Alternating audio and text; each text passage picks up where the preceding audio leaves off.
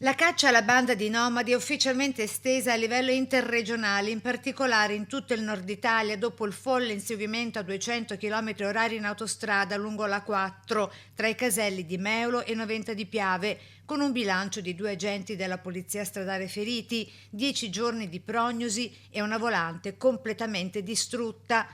Nel mirino della porstrada di San Dona di Piave, infatti, una Volkswagen Passat scura, da tempo già segnalata per diversi furti ai distributori di benzina tra Veneto e Friuli e condotta sempre dalla banda di nomadi. Auto ritrovata abbandonata dalla polizia Desenzano nel Bresciano dai nomadi dopo il violento inseguimento. Poco prima, verso le 14:30, i poliziotti intercettano il veicolo all'altezza del casello di Meolo. Da qui parte la corsa disperata dei nomadi. A Noventa di Piave, il primo blocco, la pattuglia si posiziona di traverso per sbarrare la strada.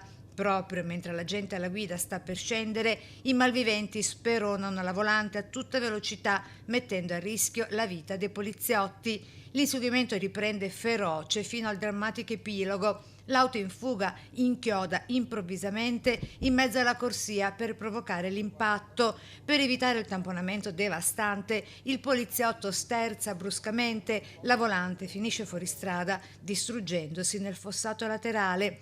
Ad avere la peggio sono i 2 agenti della stradale. Uno ha riportato la lussazione della spalla, l'altro profonde ferite alla fronte, suturate con diversi punti in ospedale. I fuggitivi sono invece riusciti a dileguarsi salendo a bordo di una seconda auto pulita con i complici che li stavano attendendo nel Bresciano. Dopo il ritrovamento della Passat abbandonata, i rilievi scientifici della polizia sono concentrati sull'abitacolo della vettura, alla ricerca di impronte digitali, tracce biologiche o telefoni cellulari dimenticati durante la fuga a piedi prima di raggiungere i probabili complici. Al centro delle indagini anche le telecamere di videosorveglianza della zona del ritrovamento, passate al setaccio, e i varchi autostradali.